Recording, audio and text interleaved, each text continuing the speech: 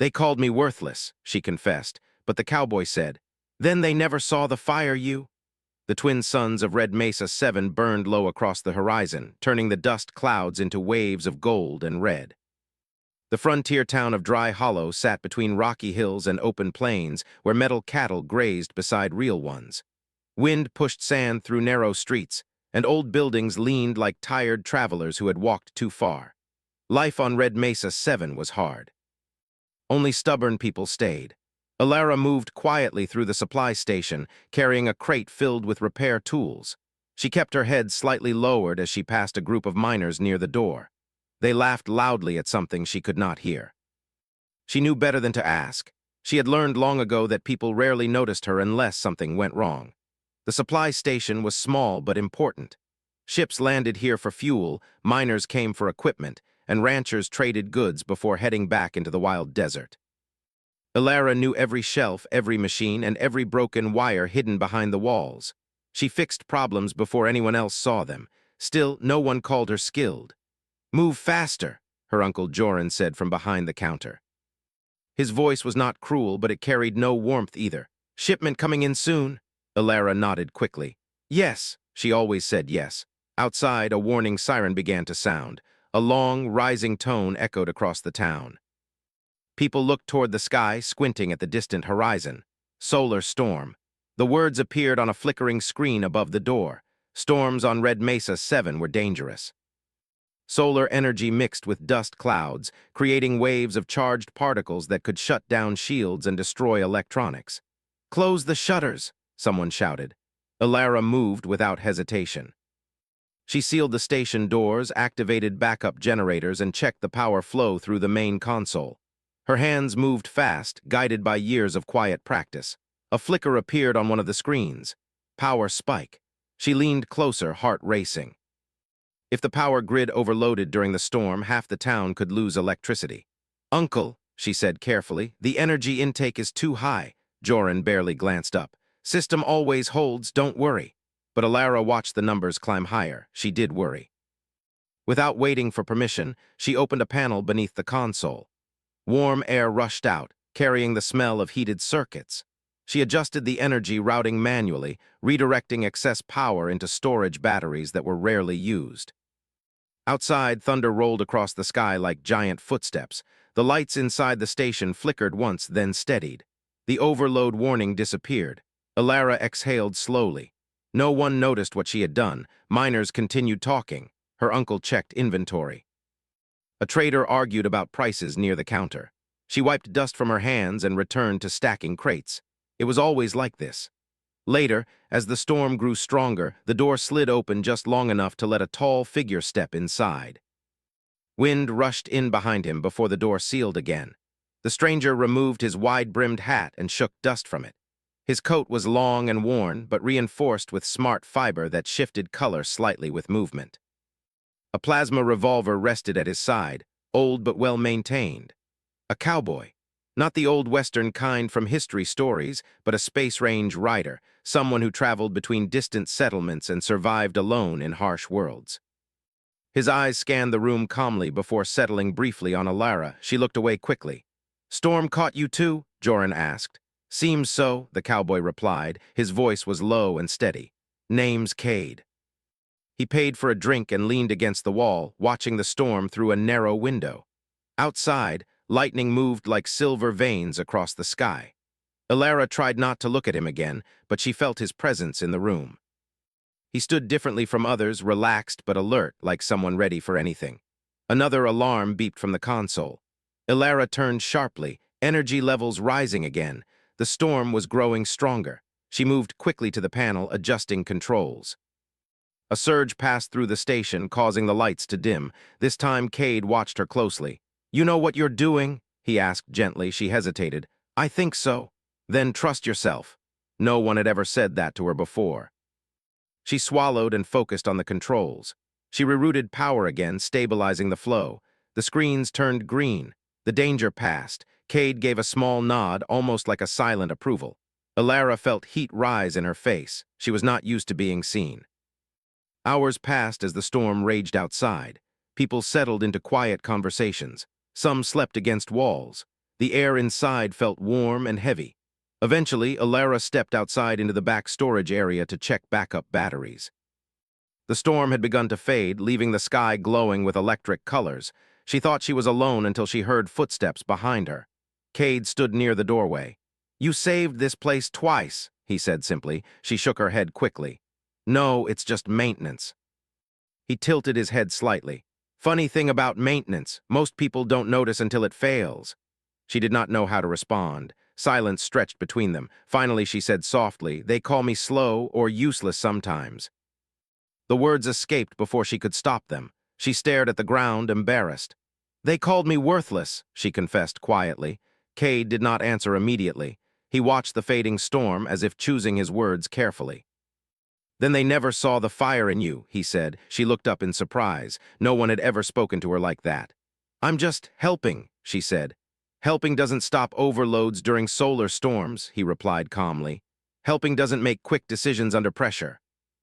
Alara felt something shift inside her, a small spark of warmth mixed with fear. She did not know whether to believe him. The wind softened as the storm passed. The sky cleared, revealing distant stars. Cade turned slightly toward her. "I'm running cargo tomorrow, short route. Could use someone who understands systems." Her eyes widened. "Me? If you want," he said. "Just a few days." Leaving town had never been part of her life. The idea felt both exciting and terrifying. "I don't know," she whispered. "That's all right," he said gently. "Think about it." He walked back inside, leaving her alone with the quiet night. Alara stood there long after he left, staring at the stars above Red Mesa 7. For the first time, she wondered if maybe, just maybe, the story people told about her was not the truth. And somewhere deep inside, a small fire began to burn. Morning came slowly over Red Mesa 7. The twin suns rose behind thin clouds, turning the desert into a wide ocean of orange light. Dust moved gently across the ground like soft waves. The town of Dry Hollow looked quiet after the long storm, as if it was resting. Alara stood outside the supply station, holding a small travel bag in both hands. She had barely slept. Her thoughts moved in circles all night. Leave the town, travel with a cowboy she barely knew. The idea felt unreal. People passed by without noticing her, just like always. Miners carried tools, traders loaded carts. No one asked where she was going. Her uncle stood near the doorway, counting shipments. He glanced at her bag. "You going somewhere?" he asked. "Just helping with a cargo run," she said carefully. He shrugged. "Don't be gone too long, work still needs doing." No good luck, no questions, just work. Alara nodded quietly. She had expected nothing else, but still felt a small ache inside her chest. Across the street, Cade prepared his cargo rider. The ship was not large, more like a long metal wagon with thrusters and reinforced wheels for ground travel. Dust covered its sides, but every part looked carefully maintained. He saw her approach and gave a small smile. "Changed your mind?" She nodded once. "Good," he said simply. He did not ask why. He did not make a big moment out of it. That made her feel strangely comfortable. They loaded supplies together. Cade worked efficiently, moving heavy crates with steady strength. Alara checked system panels and secured energy cells. He watched her movements quietly, as if confirming something he already believed. Soon the cargo rider left town, moving across the open desert. Alara watched Dry Hollow grow smaller behind them. A mix of fear and excitement filled her chest. She had never traveled this far before. The desert stretched endlessly in every direction. Old mining towers rose from the ground like broken skeletons. Far away, metal cattle moved slowly under automated guidance. Inside the cabin, soft lights glowed around navigation screens. Cade sat in the pilot chair but let her watch the controls closely. "You ever handle navigation?" he asked. "Only small systems," she admitted. "Then today you learn bigger ones." He showed her how to read terrain scans and energy patterns.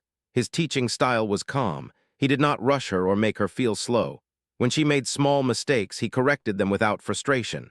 Hours passed. At first, Alara felt nervous touching unfamiliar controls, but slowly her confidence grew. She noticed patterns in the data, predicting small changes before they appeared. Cade noticed too. "Told you," he said once without looking away from the road. "Fire." She felt herself smile slightly. They stopped near a canyon to recharge power cells. The canyon walls rose high on both sides, casting long shadows. Alara stepped outside and took a deep breath. The air smelled dry and clean. For the first time in years, she felt free from the heavy expectations of the town. Suddenly, the console inside beeped sharply. Cade's voice called out, "Incoming signals." She hurried back inside. Red warning lights flashed, unidentified drones approaching. Old war drones sometimes wandered this region, machines left behind after past corporate conflicts. Many were damaged, but still dangerous. 3 small drone shapes appeared on the scanner, moving fast. Cade activated defense systems, but the targeting display flickered. Storm damage must have messed with it, he muttered. The drones fired warning pulses that hit the ground nearby, sending dust into the air. Alara's heart raced. "What do we do?" "Thinking," Cade said calmly. She stared at the scanner, watching the drone movement patterns. They flew in repeating arcs, adjusting angles based on terrain. An idea formed in her mind. "The canyon tunnel," she said suddenly. "What tunnel?" She pulled up a terrain map. "Here, narrow lava path. If we go through it, drones will have limited movement space." Cade glanced at the screen. The path looked tight and risky. "You sure?" She hesitated only for a moment, then nodded. "Yes." He turned the controls toward the narrow opening. The cargo rider sped forward, entering the dark tunnel. Rock walls closed around them. Sparks flashed as drones followed, their movements restricted by the narrow space. "Hold steady," Cade said. Alara monitored power levels and adjusted energy shields to fit the tight space. The drones tried to maneuver but struggled. One by one, they lost balance and crashed into the canyon walls behind them. Silence filled the cabin again. They emerged into open desert on the other side. Alara released a long breath she did not realize she had been holding. "You just saved us a lot of trouble," Cade said quietly. She blinked. "I just saw a pattern. That's more than most people do." He did not praise loudly, but his words felt real, strong. For the first time, she allowed herself to feel proud. They continued toward a small trading settlement where they delivered supplies. People greeted Cade warmly. Some recognized him from past runs. Alara stayed close, observing everything. She noticed how Cade listened more than he spoke. He treated everyone with equal respect, miners, traders, mechanics. Later, as they prepared to leave, a trader mentioned news from Dry Hollow. "Corporate officers arriving soon," the trader said. "Buying up frontier towns." Alara froze. "Buying?" she asked. "Taking control more like," the trader replied. "Saying small towns aren't efficient anymore." Her thoughts raced.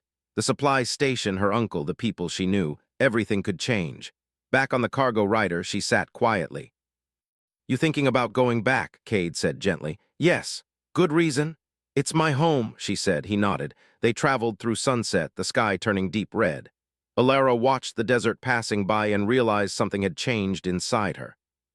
She did not feel small the way she used to. She had made decisions today, real decisions, and they mattered. But fear still lived inside her, too. "What if I fail?" she asked suddenly. Cade kept his eyes on the horizon. "Everyone fails sometimes," he said. "What matters is whether you stop trying." She thought about those words long after the stars appeared. The cargo rider turned back toward Dry Hollow. This time, she was not returning as the same quiet girl who had left. Somewhere along the journey, she had started to see herself differently, and the small fire inside her burned brighter. The twin suns were already high when the cargo rider approached Dry Hollow again. From a distance, the town looked different.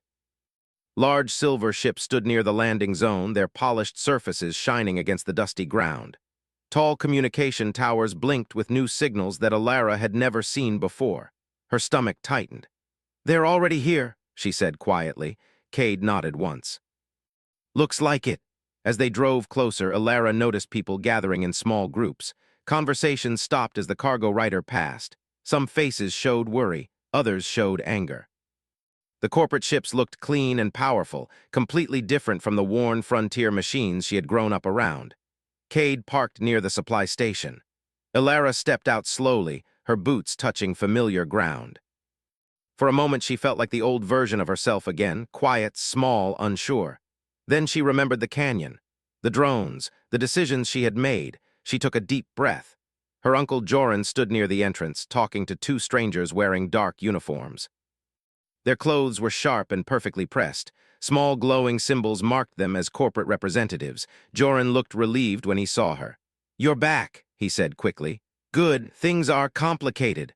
One of the corporate officers turned toward her. He was tall with calm but cold eyes. "This is your assistant?" he asked. Alara felt the old sting of being reduced to something small. She opened her mouth to respond, but hesitated. "Yes," Joran said before she could speak. "She helps around here." The officer nodded slightly, already losing interest. "We are evaluating this settlement for integration into company operations," he explained.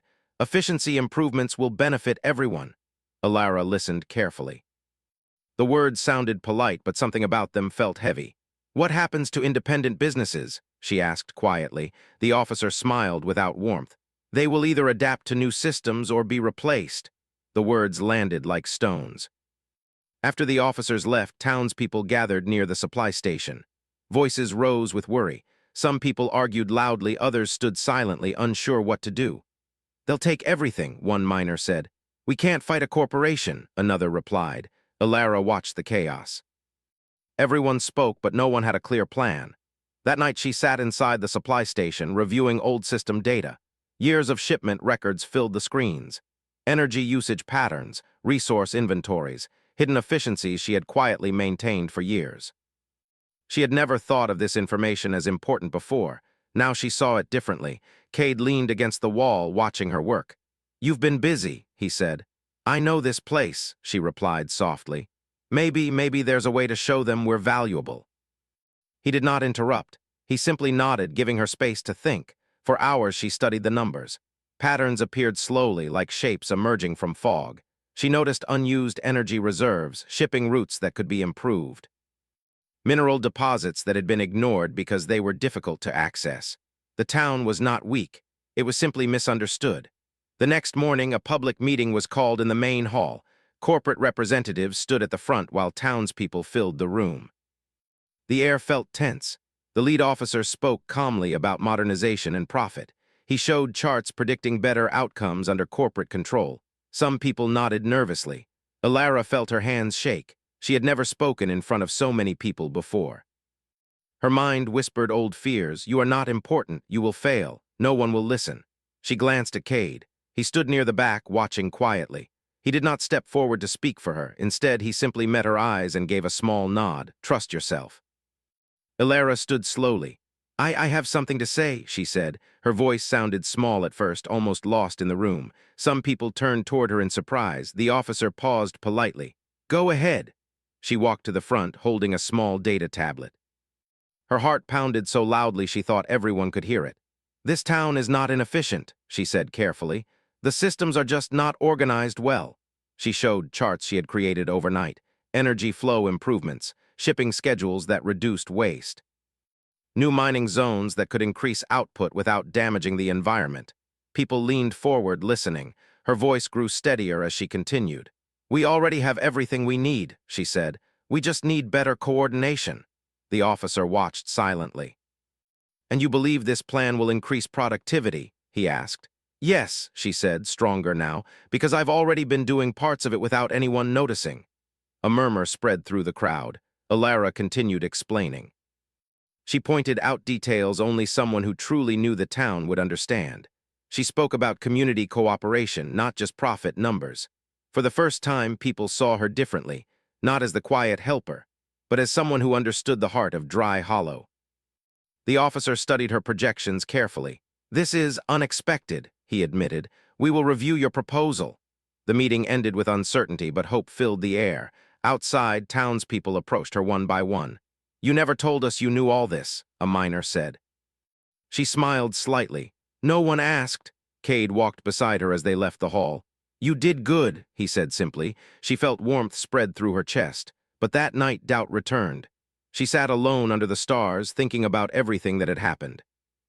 People were starting to respect her. But did she truly believe she deserved it? The question felt heavier than any corporate threat.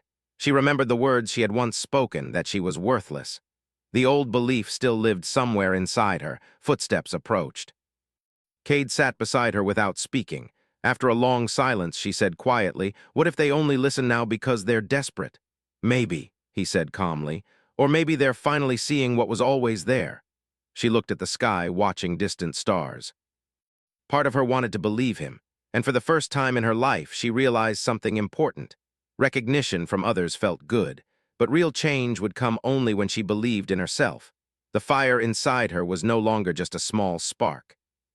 It was becoming something stronger. The morning air felt different and dry hollow. People moved faster. Voices carried a mix of hope and nervous energy. The town waited for the corporate decision that would shape its future. Alara stood near the supply station, watching sunlight spread across the dusty streets. For the first time in her life, people greeted her when they passed. "Morning, Alara. Good work yesterday. We're counting on you." Each word felt strange and heavy. She nodded politely, but inside she felt uncertain. The old doubts had not disappeared completely.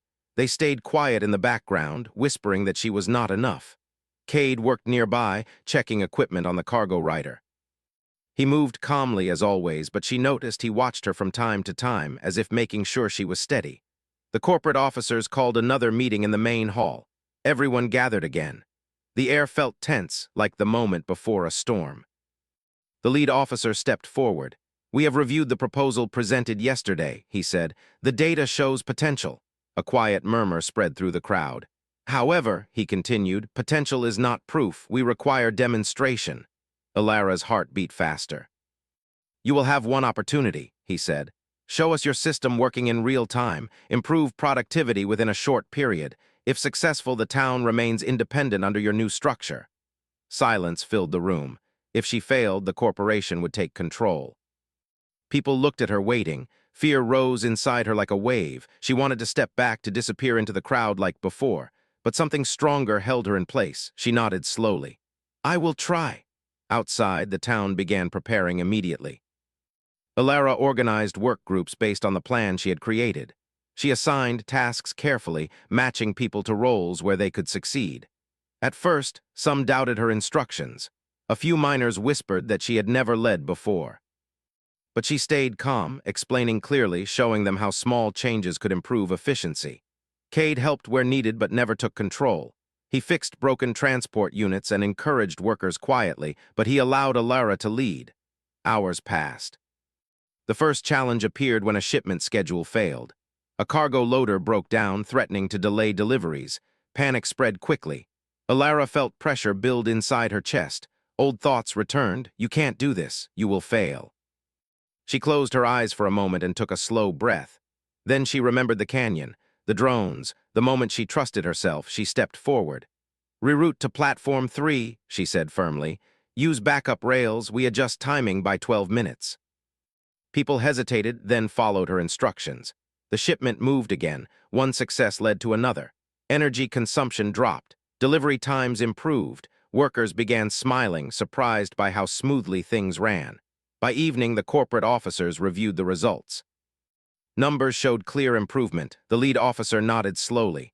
"Impressive." Relief spread through the crowd like warm sunlight.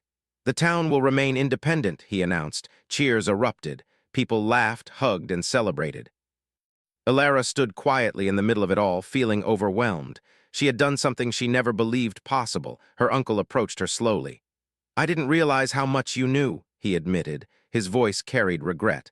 "I should have listened more." She nodded gently. "We all learn." It was not perfect forgiveness, but it felt like a new beginning. Later that night, the celebration continued near the landing area. Music played softly. People shared stories and food under the stars. Alara stood at the edge of the crowd, watching the twin suns disappear below the horizon. Cade approached, hands resting casually in his coat pockets. "You did it," he said. "We did it," she corrected. He smiled slightly. "Maybe, but you led." She looked down, unsure how to respond. Praise still felt unfamiliar. After a moment, she asked quietly, "Are you leaving?" "Tomorrow morning," he said. "That's the life of a cowboy." The words created a small ache inside her chest. Silence stretched between them. "You changed my life," she said finally. He shook his head gently. "No, you changed it yourself. I just pointed at what was already there." She remembered the first time he said those words about the fire inside her. This time, she believed them. "What will you do now?" he asked. She looked around at the town. People worked together, laughing and planning the future. For years, she had felt invisible here. Now she felt connected. "I think I stay," she said slowly. "There's work to do." He nodded, proud but not surprised. The next morning arrived quietly. The cargo rider prepared for departure. The sky turned soft pink as the twin suns rose. Alara stood near the ship. "Thank you," she said. Cade tipped his hat slightly. Keep the fire burning. She smiled, not shyly like before, but with confidence. The engines powered up and the cargo rider lifted slowly into the sky. She watched until it became a small light among the stars. The town moved around her, alive and hopeful. She returned to the supply station, but this time she walked differently.